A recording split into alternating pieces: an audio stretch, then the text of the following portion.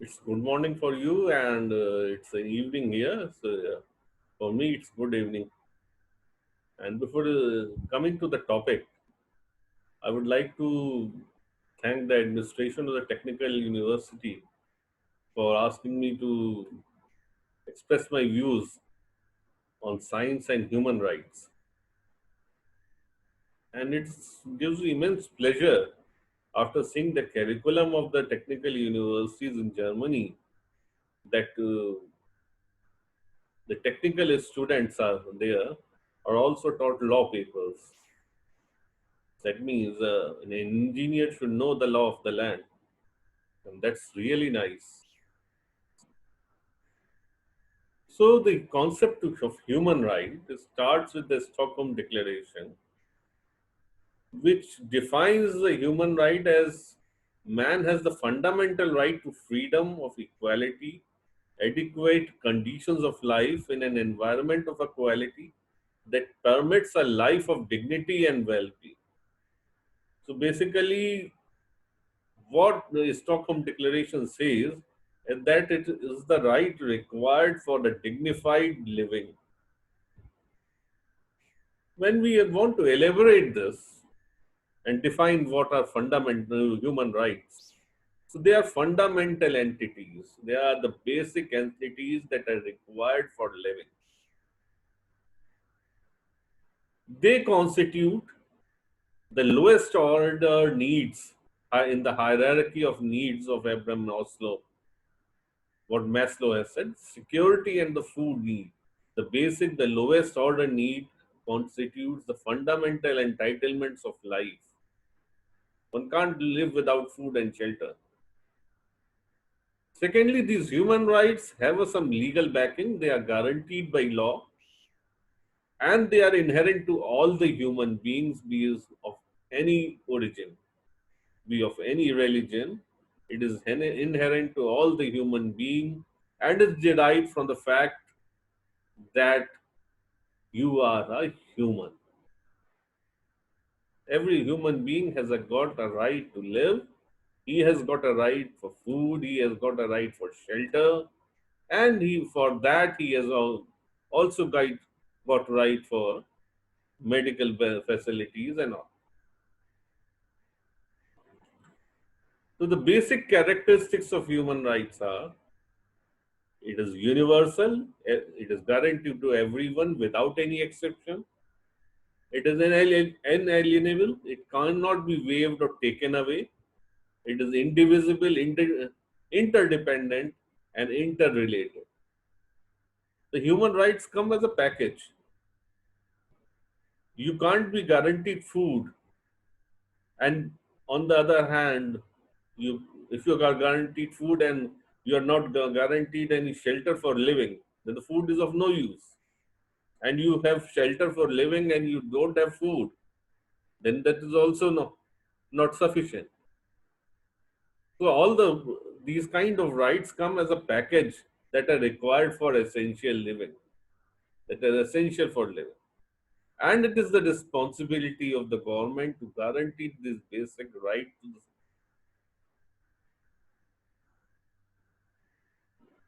the government responsibility in terms of human rights is to respect, not to do anything that will violate a human right of an individual, to protect and not to allow any third party to infringe in your human right, and for that to fulfill, to do what is needed to require for the fulfillment of the above right, all the legal procedures, all the measures for maintaining law and order, and the measures to inculcate the feeling of safety in the city.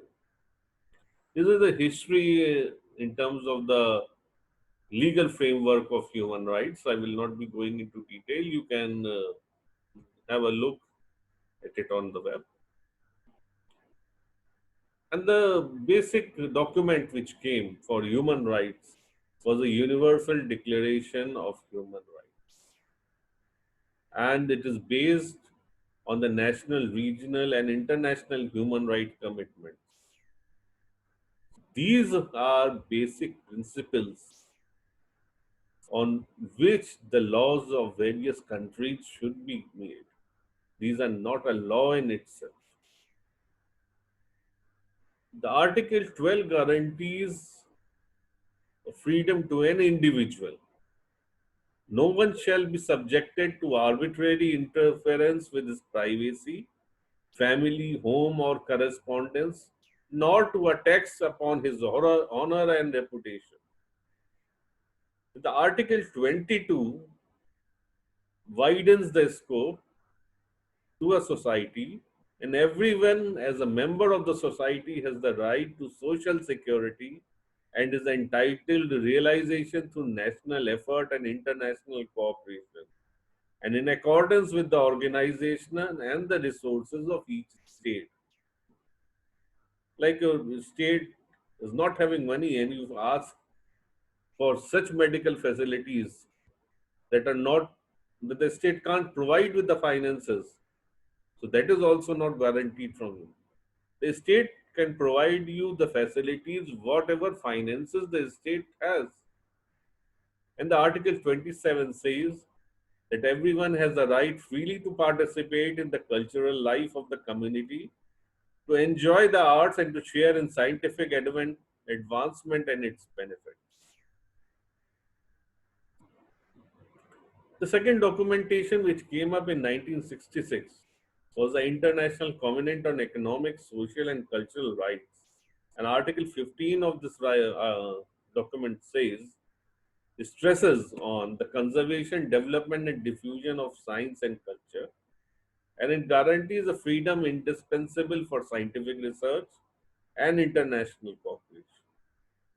It also provides for the international cooperation. That means scientists of the world should cooperate and do a research that is benefit for the humankind, for the entire mankind.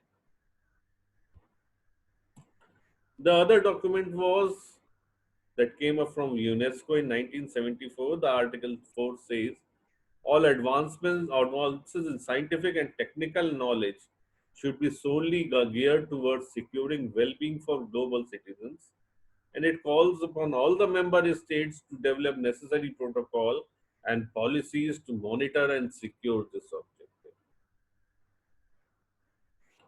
There was another document in 1999 that came in the US UNESCO conference. And the Article 33 of the recommendations of this conference says that all levels of government and the private sector should provide enhanced support for building up an adequate and evenly distributed scientific and technological capacity through appropriate education and research programs.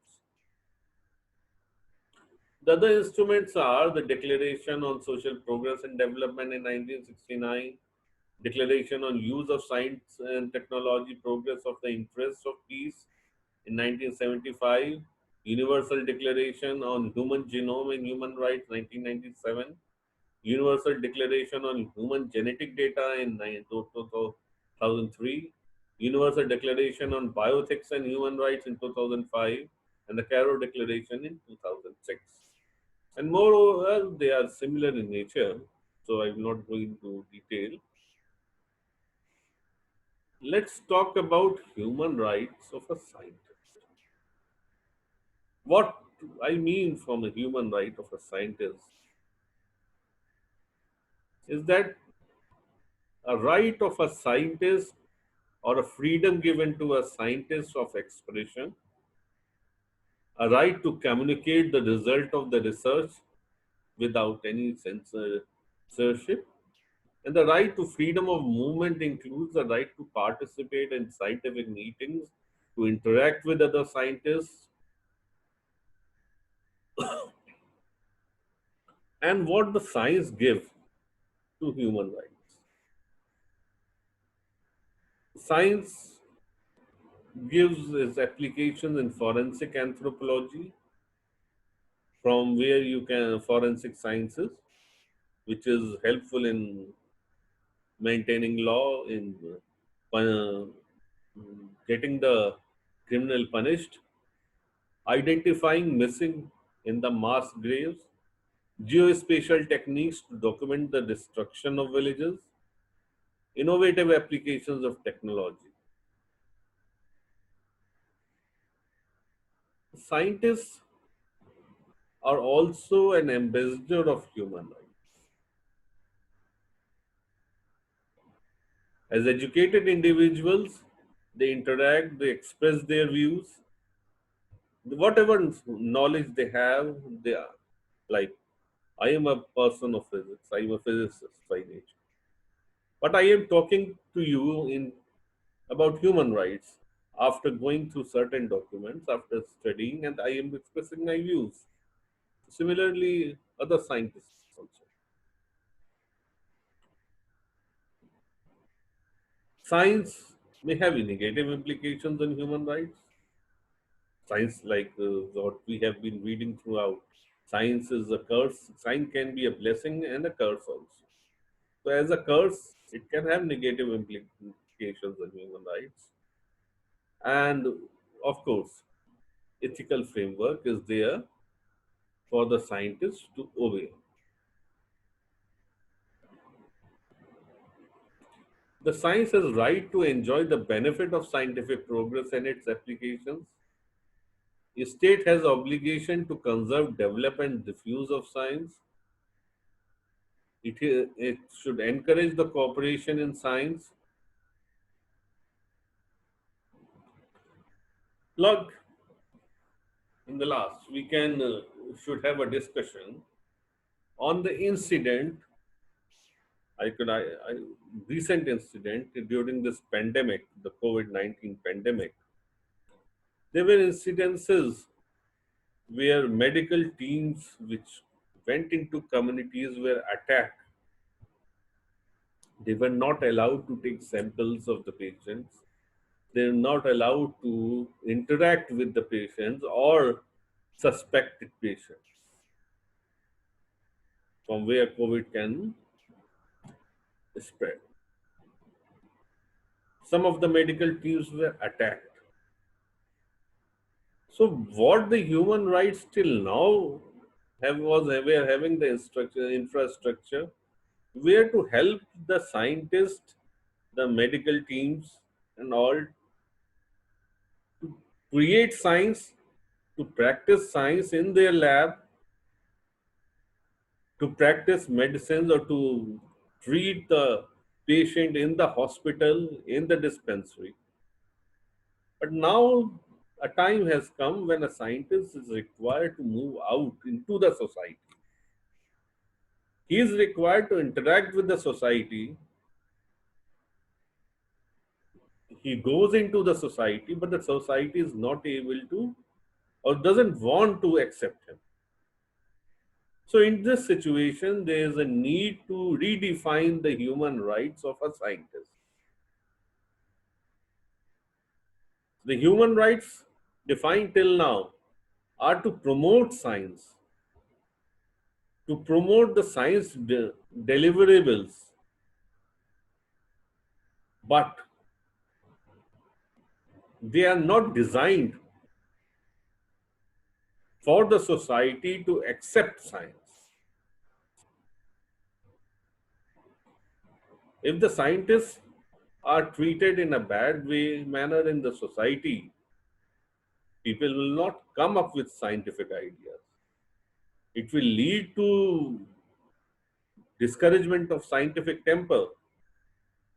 People will stop talking about science. So basically, a legal framework should be there. And now, of course, some of the legal frameworks have come up in the recent 1 or 2 months. But it requires more. It requires a well-defined acceptance of science in the society. Common citizen should accept science as a part of his life. Each we claim that we have this much percentage of literacy, our this much population is literate. We talk literacy in terms of education up to class 5. That means he can write his letter, he can read it, but We are not counting literacy in terms of thinking, in terms of perceiving things. The literacy should be counted in terms of perceivement. How a literate person perceives things, how he takes the modern science and technology into his livelihood,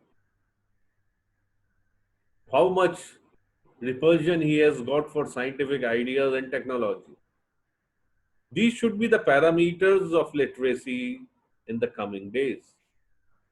Merely by saying that a person can read and write, he can express himself, he's a literate, is not sufficient. Now, a literate person should be scientifically sound. He should be ready to accept ideas. He should be willing to accept those ideas and implement in his life. That is required for a literate person. So, there's a need to redefine literacy and the concept of human rights in terms of that. So, with this note, I will be ending my today's talk, and I thank you for patient listening. We will be meeting some other time as designed by the coordinator for other topics. Until then, goodbye.